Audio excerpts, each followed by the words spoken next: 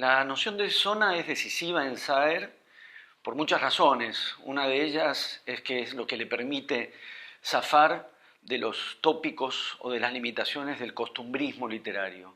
Digamos, esa literatura que habitualmente se asocia con escritores del interior, de la Argentina, esa literatura, digo, que transita los tópicos de lo pintoresco o del costumbrismo o del reflejo localista y local.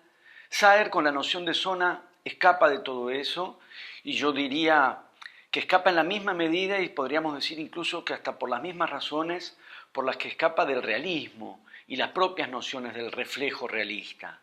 En Saer admiramos, entre tantas cosas, el espesor de esa escritura, la percepción extraordinaria de las formas del lenguaje y de las formas de la narración, que lo ponen lejos del realismo. Incluso uno podría pensar, recurre a ese tipo de lenguaje y a ese tipo de elaboración formal para escapar del realismo, o bien porque tiene esa extraordinaria sensibilidad para con el lenguaje y para con la forma, es que el realismo no podía sino ser desbordado y transgredido en la literatura de Juan José Saer.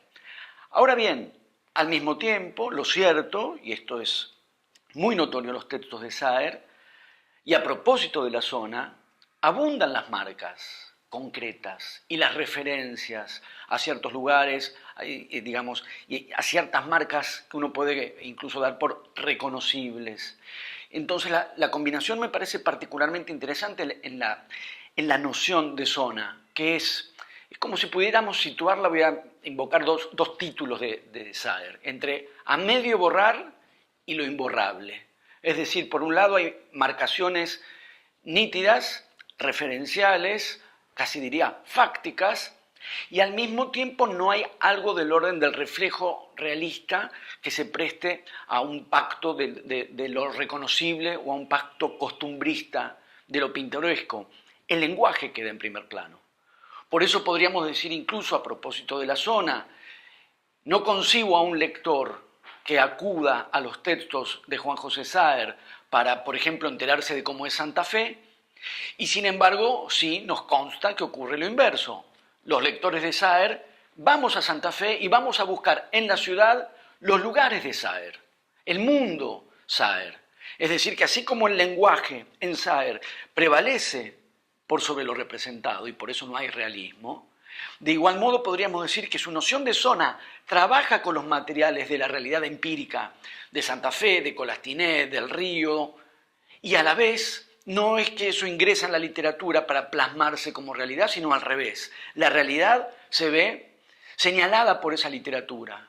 Ese mundo real ha sido transformado para nosotros, los lectores de Saer. Eso es ahora un mundo Saer. A la vez, la zona como territorio de pertenencia, en Saer hablamos de zona o de lugar, o sea, algo que es muy preciso y a la vez impreciso, y eso dice mucho de la estética de Saer. La pertenencia a la zona, si bien se define en los primeros textos, en unidad de lugar o en la zona, digamos, ya aparece reconociblemente este espacio, y yo diría que aparece fuertemente como lo que entenderíamos como un espacio practicado, que es como lo definiría, entiendo, Michel de Certeau. Un espacio practicado, es decir, no es un paisaje, no es un escenario, no es un telón de fondo, no es una ambientación para la acción, sino que es un espacio que adquiere su sentido a partir de las prácticas que habilita, que son, en definitiva, caminar y conversar, encontrarse y conversar, juntarse a comer y conversar. El espacio en Saer, en esos primeros textos, la zona, emerge como un sentido de esas prácticas. Pero diría que no termina de funcionar en clave de pertenencia, sino un poco más adelante cuando podemos tomar el cuento a medio borrar como una bisagra posible, que es la víspera o la proximidad de la partida de un personaje que se va a ir a vivir a Francia. Quiero decir, la pertenencia a la zona en Saer tiene menos que ver con el anclaje o con la permanencia, con la fijeza del que no se mueve y no se va, que con una pertenencia que se define en el ir y venir, o en el ir y volver. Y me parece que ahí, luego en textos como Glosa o en La pesquisa, en lo que se juega entre volver y haberse ido, en ese entre está la zona. ni en una especie de cosmopolitismo que postule una pertenencia universal, ni tampoco en el anclaje de un arraigo inmóvil, sino en este juego de ir y venir. Bárbara Cassin, en un ensayo que me fascinó, lo leí hace poco, que se llama La nostalgia, trabaja a propósito del regreso de Ulises y la manera en que funciona una nostalgia o una sensación de pertenencia. Porque no se juega en el quedarse, sino en el volver. Y a la vez, no se juega en el volver como un reencuentro pleno, sino en ese desacomodamiento por el cual el que vuelve reconoce y a la vez ya no reconoce. Y a su vez es reconocido por el lugar al que vuelve y en parte ya no es totalmente reconocido desde el lugar que vuelve.